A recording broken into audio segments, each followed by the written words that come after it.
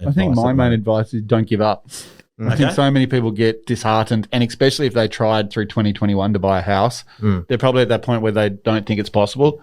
I honestly think don't give up. I think you're going to see some opportunities arise over the next sort of 6 months. Yep. Going once, going twice, sold. You're listening to the Property Pod. All right, guys, welcome back to the Property Pod for 2022. I'm your host, Aaron Horn, and I'm joined, as always, by the two team members at the desk, John McGregor and Patrick Berry. Welcome back to the studio, boys. Hey, gentlemen. I'm not sure about you, but I'm struggling already to write 2022 on all the different documents. I'm still stuck in 21 at the moment. Oh, man, are you just writing lots of documents at the moment? All the time. Yeah, just signing deals and getting them done. I'm enjoying writing it. It's so much easier. You just kind of keep rolling the circular motion. I'm cruising. Two. Yeah. That makes sense. I'm just excited to be back in the studio. Yeah, it's been ages. It's been ages for me. It has, mate. Yes, and lots of people have been asking, how was your trip? We kind of didn't get a chance to catch back up before you got back. You only kind of got back at the end, and we do thank Andrew Leggett for coming in and helping us out over the period. He did a top job filling your seat. My seat feels weird, actually. What's he done to it? Yeah, but no, give us a quick rundown of kind of your trip and your time away and everything that happened. I know a few people were asking about it. It was awesome. We actually did a caravan trip and had it all the way up to Alice Springs, so up through Adelaide into Northern Territory. Man, stopped up at Uluru on the way. It was stunning. So you took the kids along with you as well, which is always kind of a nerve-wracking experience. It's kind of, we're going to survive this trip. It seems like you came back stronger than ever. No, it's pretty good. And obviously traveling at this time is different. So a few challenges around border controls and access points and things like that. But followed the rules. We're allowed to do what we wanted to do. Caravan parks were pretty empty as a result, but no, it was enjoyable. I suppose it didn't have the same amount of people that you could banter with, I suppose, as rolled on. But no, well, some of the caravan parks we went to hold 300 to 400 vans, and there was 8 to 10 of us in the entire site. Far out. It was just like giant ghost towns of. Well, I suppose if you just corral it like an old school caravan, so that'd kind of work. Look, the caravan parks, the reception says on the door open till 5 o'clock. You'd get there at 4, not a soul there. You ring them up. Oh, just drive in, park anywhere. Pay me in the next day or so when you feel like coming down. I was like, all right. So relaxed. Yeah, that's cool. Did you say something about there's a monopoly on the accommodation near Uluru? As in it's almost like you can get your 5-star, you can get your 4-star, you get your 3. But it's all run by the same people. Company. Yeah. Oh, wow. So it's like a little downtown village. They've got like an IGA petrol station, and then it branches out into these 5 different hotels, but they're all actually owned by the same company. Yeah, right. So, it's in my head. Then I just imagine they've got their own. There's a sheriff of that small town. Well, there's a police station and a fire station there. Oh, really? Owned by the same company? Probably. It's like a little Westworld. But again, you were saying while you were there, it's kind of there's signs saying make sure you get here early because there's going to be so many people if you want to get a good spot to see sunset, etc. You basically had the rock to yourself, and pretty much. We rode around it on our bikes, and I think we met 2 people the whole way around it. Yeah, just nobody there. Yeah, it's amazing. I guess it's one of those things where the world is still in kind of a state of flux, and we don't really know what's going on at the moment. But I think Uluru relies very heavily on international tourists too. Sure. Because the amount of signs as you drive in that are in all these different languages, just on the highway, and signs reminding you of simple things like what side of the road we drive on in Australia. And there's just because none of those international tourists are here. It was just empty. Well, it's so such long straight roads. Imagine you kind of just happen to find yourself on the wrong side of the road because you're just kind of I haven't seen a car for 500 kilometres. You do not realise how big it is until you drive for 400 kilometres and don't see a soul. And the only thing that you drive into is the next petrol station. It's literally barren. Nothing. Just nothing. But it was good. Yeah, no, you had a great time. You obviously made it back safe and sound. It was good to have you back on deck just in time for the silly season. We kind of all got together and I guess you made it back just as the mask mandate kind of kicked in and we ended up making our way out for our Christmas drinks, which was a little different to it had been in the previous year, but it was great to celebrate an amazing year at 414. And that's it. 2021 for the real estate market in Tassie was just ridiculous. I think Nino sums it up best by describing it as the golden year in Australian real estate if you own a property. Oh, can you imagine how many people who don't own a property would be like, oh, what are you talking about, the golden year? But, I mean, just in terms of relative house growth, what did it say for Tassie, like 25 to 30% or something? 27.5% growth rate in the last 12 months, making it the hottest capital city in Australia. Yeah. And, to think... Look, I remember when I started real estate, Hobart was just that sleepy little town no one cared about. Yeah. And Sydney and Melbourne were going off. And now to know that Hobart is outperforming Sydney by, almost 3% in price growth is just unbelievable. And look, one thing that I was reading an article just I suppose before this morning, and I think it was another agent commented not on the fact that now us locals just look at the prices like, yep, we've sort of caught up with the rest of the country now. It kind of makes sense. And I remember when we flew across to Adelaide and we're along Glenelg and you had these waterfront properties, looking at prices, I'm like, oh, $1 million, 1.5. I'm thinking, oh, yeah, that seems affordable. Whereas but the same location, 5 to 8 years ago, I suppose, where they were looking at $1 million, like, oh my God, how does anyone ever buy these things? But we're just used to seeing those numbers as a local now. Yeah. It's crazy. On a side note, that is a great town in Adelaide. That's where I spent a week at the end of my holiday in the caravan park down there. It is stunning down there. I think, did you say, you said, if we had to move somewhere else, it ended up being, that's where we head. West Beach Parks or Glenelg, both awesome suburbs in Adelaide. They are so good down there. Oh, well, there you go. Shout out to the crew in Glenelg. If there's anybody in Glenelg listening to the podcast, we'd love to hear from you. And we'd be very surprised if you're listening, but we're very glad that you are. And Pat likes what you got. I thought before we kind of jumped into anything that's going on in 2022, kind of predictions of what this year might look like, we could maybe discuss just kind of the year that 414 Property Co had. It was kind of a year of growth. It was a golden year for real estate, as Nino said, but it's also a golden year here. We've kind of doubled in size. There seems to be some things happening. I just wondered if you had some stats there, Pat, that you wanted to kind of let the people out there know kind of what our year was like and then maybe what we're focusing on. Yeah, it was definitely a crazy year in 2021. Like, we really leveled up, just not from selling, but just from growth in the business as well, which I guess comes as a direct result from being so active. But, just from a numbers perspective, like our average sale price now in the market that we work in is $488,000. Yeah. And people need to put that into context. We work Moona out to Baghdad, Norfolk, outer suburb areas. So when you start looking at suburbs like Bridgewater and Gagebrook and those areas, to still have an average suburb price of $488,000, that's just showcases how much prices have increased in the area.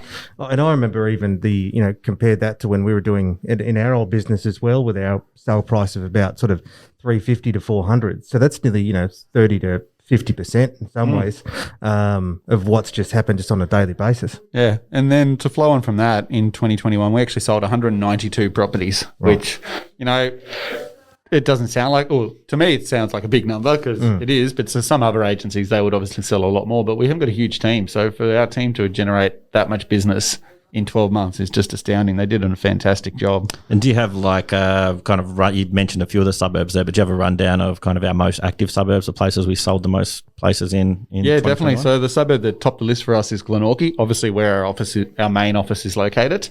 So Glenorchy was a real top performer for us. So it seems that we've been able to establish ourselves relatively well here. Claremont, surprisingly, was in second place. It's another outer suburb that's sort of growing in size and popularity at the moment. It's getting really good price growth. It's got a really good commercial district as well. Then we flow into Brighton, which we've done a lot of work in over the years. A lot of new buildings being built out there. Baghdad, which was the one that surprised me, John. I did not think that would be in our top 10, but apparently we own Baghdad. I think if you bring in a superstar of real estate like Suze, it shoots up pretty quickly. And then Bridgewater, which obviously is an area that we do a huge amount of work in. So they were our top 5 suburbs of where we did the majority of our work. So one of the ones in Bridgewater that's a place where you do a fair bit, Pat, with the Senecare Evolve group, and that's kind of helping first home buyers get into properties. I know we've talked about it before. Can you quickly just kind of go into that and how they're helping out first home buyers, it's a tricky market for first home buyers? Look, 2021 was probably the worst year ever if you're a first home buyer trying to get into the market, because every month the price is increasing so rapidly that you can never get that deposit saved quick enough before the prices have shifted again. Absolutely, yeah.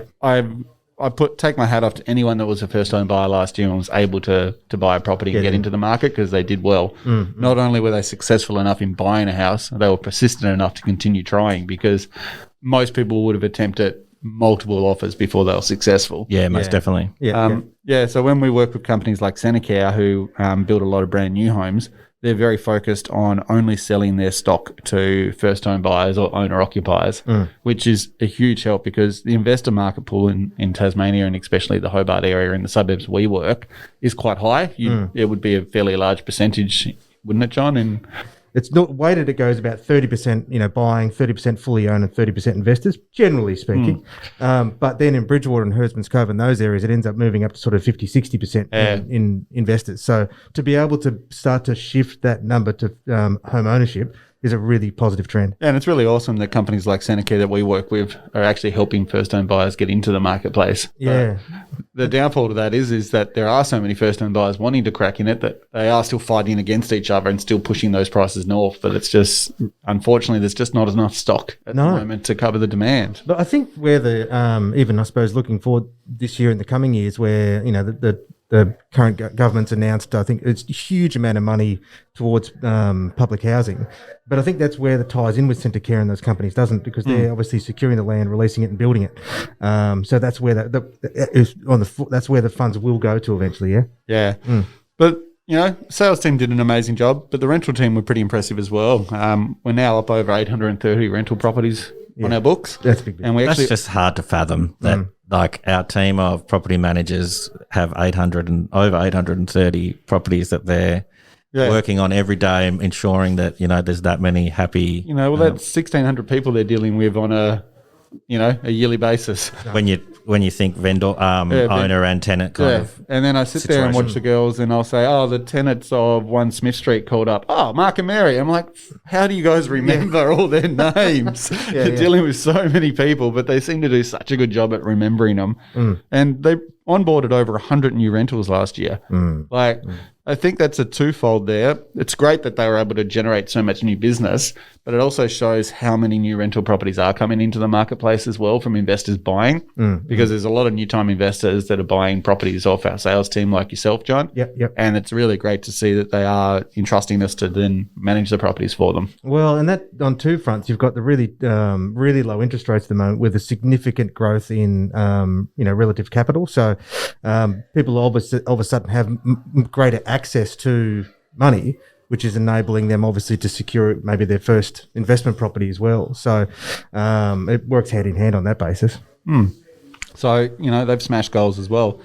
And a big shout out to our superstar BDM, Joe Strange, who has kind of stepped into that role of finding some of those new properties and just absolutely killing it with building relationships with heaps of people across the gamut. And it's even going along to photo shoots and seeing her interacting with people. It's like, no wonder they entrust, their biggest asset with her and with us. She's, so personable and so good at making you feel at home with, Speaking of new staff members, last year we actually onboarded 12 staff members over 2021. Weren't we only a team of 12 prior to that? It feels like that's doubled the entire stock. It has. That's crazy. So 12 staff. We onboarded 45 blog posts last year highlighting the market, the community, our team. So that's a massive hats off to you, Az and Nino, that you guys just smashed it with the blog posts and the information that you put out there to help educate people. I actually really, really love kind of coming up with the ideas and then passing them along to Nino and having them come together and just being like, oh, mate, I feel like this is something that's really like a hot button. Like even just the those new scooters, the e-scooters the other day, just been like, hey, mate, do you reckon we could chuck something together with this? Come up with this absolutely cracking article just about kind of how they're going. Talked with you about how kind of you experienced them on their first weekend and you'd had a crack at them in Adelaide. And the problem was I didn't realise that you're supposed to not ride between the two pubs. So I've learnt my mistake and I won't be doing that again. Aaron informs me that that's a no-no. That is a no-no. So that's impressive. Some people might not know we actually launched our own magazine last year, which was a huge undertaking by Aaron and Nino, and so we're excited to continue that on moving forward next year. And just for anyone out there that doesn't know, it gets its name from this very show. It does. We've stripped the property from it and we just call it Pod, the magazine, but But really good read and some really good feedback on that as well. Yeah, and the podcast put out 40 new episodes last year. So it was a huge month from a marketing team perspective.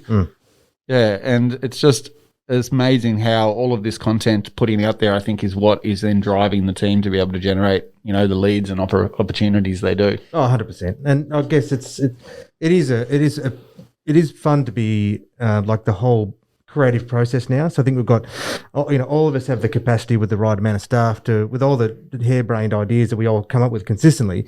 We've actually got the resources to be able to, move ahead and actually make it happen. Yeah. So look, 2021 was awesome.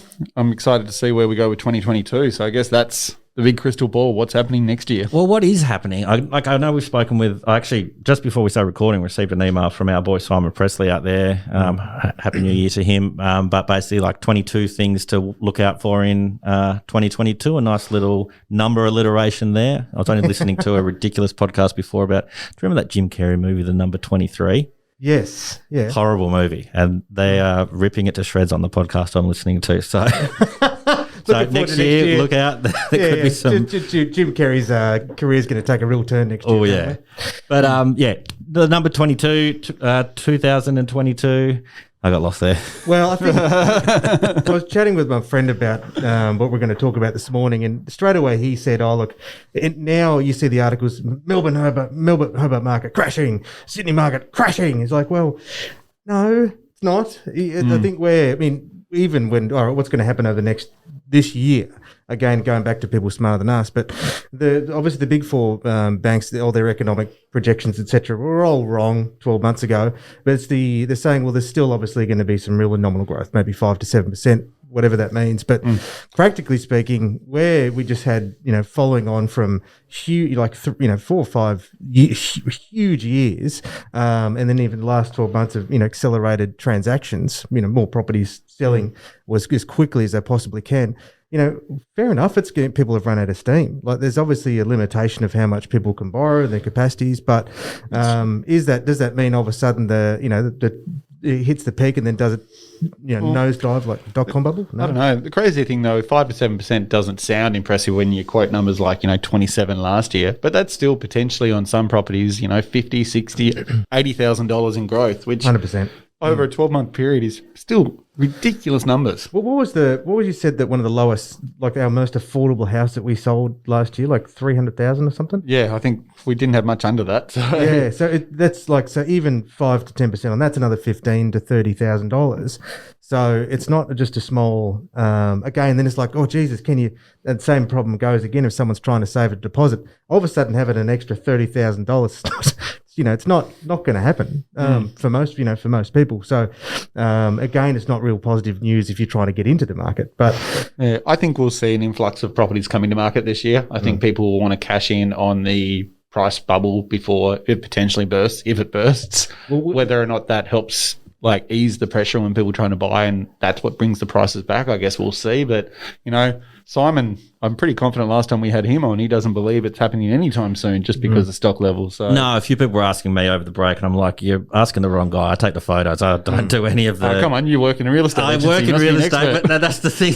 They say, what do you think is going to happen? I'm like, mate, I'm not dealing with the numbers or anything. Yeah. I'm like, oh, yeah, I took a photo of a place that looked nice. And you're selling yourself short. You deal with numbers all the time. Sometimes it's 5 photos. Sometimes it's 8 photos. There's lots of numbers. There's lots of numbers to crunch, yeah.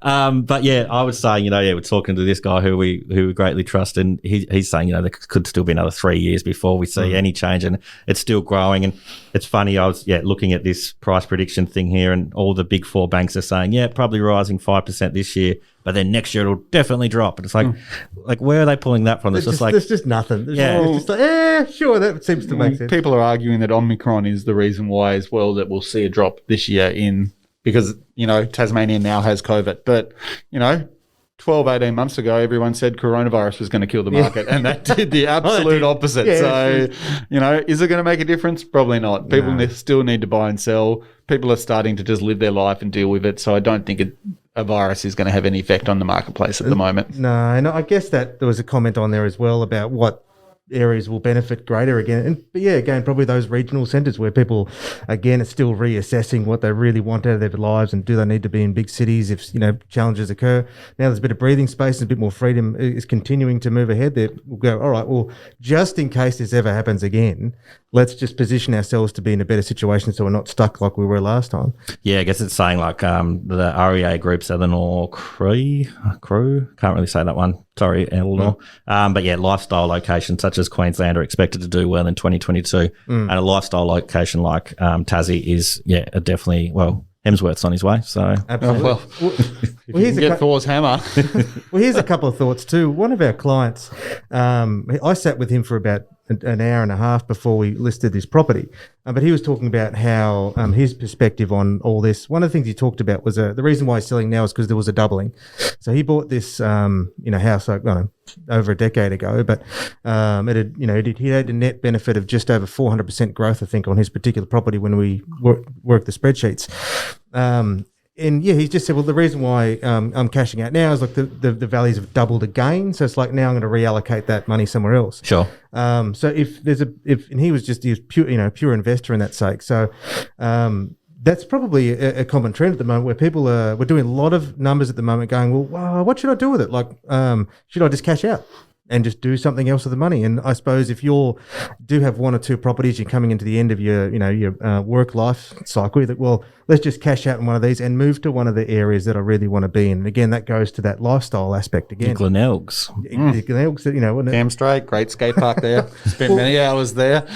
And then Pat's retired with his skateboard and scooter at Glenelg. I'm just going to be that old Why'd man. you go there? I had a ripper bowl. Well, I mean, my brother and his friend are pretty close to releasing their gin, and they're in South Australia, so you're gonna we do need a brand ambassador, Pat. So. I'm your man. Yeah. So I guess then, if there is a potential for stock coming in, maybe it could be an instance of investors cashing out because the yields are lower because of yields aren't as strong as they were once been, especially locally, but they've had a huge amount of capital growth. Maybe they might cash out now and reinvest their money elsewhere, which would be just an interesting trend of new properties coming onto the market. Yeah, for sure. At the end of the day, I don't think we can really say what 2022 is going to look like, but we don't expect that it's going to be doom and gloom, that's for sure. No. I mean, that idea that all of a sudden the market's going to crash and everyone's going to lose all the gains they had over the last several years, well, I mean, it's never happened before. And I don't know, like cyclically, maybe it's probably not going to happen again, So it's not like we're dealing with the Squid Games currency that came and went within a couple of weeks. Yeah, exactly. So just looking forward to 2022, we think that things are still going to keep growing. Is there any advice out there for people that are looking to get into the market or are kind of sitting, not knowing what to do? It's like, what are their real estate agents? I think my main advice is don't give up. I think so many people get disheartened, and especially if they tried through 2021 to buy a house, they're probably at that point where they don't think it's possible. I honestly think don't give up. I think you're going to see some opportunities arise over the next sort of 6 months. Yep. And it may still mean that you miss out on a few in the early months, but I think a few more opportunities will open up and you'll finally get that place you've been searching for. Yeah, it's awesome. Look, and mine would be don't try and pick the market. Don't try and be too smart, because people are now asking that question like, oh, is this the wrong time to buy? Is the prices too high? I was like, well, just buy to your lifestyle. Buy and sell to your lifestyle. Because I think the idea that you'll live in the moment. Yeah. Well, the thing is, if we're expecting to pick to try and pick the perfect time to buy and sell, some people are able to do that. I'm certainly not. But like Pat said, is if there's really great opportunities and you've got a bit disillusioned, there will be opportunities coming up. And don't try and be too smart. Just buy and sell to your lifestyle. Yeah, cool. That all sounds very, very useful. Thank you once again, boys. Here at 414 Property Co, we pride ourselves on all types of property for all types of people. So anybody out there listening, don't feel ashamed to pick up the phone or send a silly email if you might kind of think like, oh, I'm in this position but I don't know what to do. Yeah. Reach out. We're always here to help. I know your kind of big focus of 2022 is going to be kind of giving back and trying to kind of put the community spirit back into real estate. Yeah, no, we're really excited. We've got some awesome ideas coming live in 2022 based around that so, watch this space. We're really ready to get into it. Most definitely. Thank you, boys, once again for jumping back in the studio. It's a bit weird with the mask, but I feel like it might be something that we'll be doing for quite a while. It's actually really good for my editing. It makes it very easy. I'm happy with that. So good to have everyone back. Welcome back to a big year for property, big year for 414 Property Co, and a huge year for the Property Pod. Thank you once again. Thanks for having us, Az. All right. You have been listening to the Property Pod, recorded and edited by 414 Media House in conjunction with 414 Property Co. This podcast is general information only, and the thoughts and views expressed is the opinion of our panel, and listeners should always seek then use their own investigation into any topic we discuss to ensure they fully understand their own situation. It does not constitute and should not be relied on as purchasing, selling, financial or investment advice or recommendations, express or implied, and it should not be used as an invitation to take up any agent or investment services. No investment decision or activity should be undertaken on the basis of this information without first seeking qualified and professional advice.